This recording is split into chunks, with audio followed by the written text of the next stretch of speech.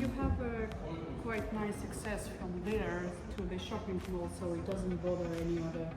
ჩვენ დღეს შეხვედრა გქონდა MR Holding-ის წარმომადგენლებთან.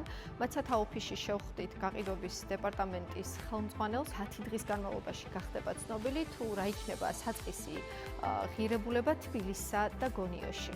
MR Holding-ს მსგავსი მასშტაბის პროექტების განხორციელების უდიდესი გამოცდილება აქვს. ეს არის პროექტის მაკეტი, სადაც ნათლად ჩანს თუ რამხელა ტერიტორია დაეთმობა ამ პროექტს.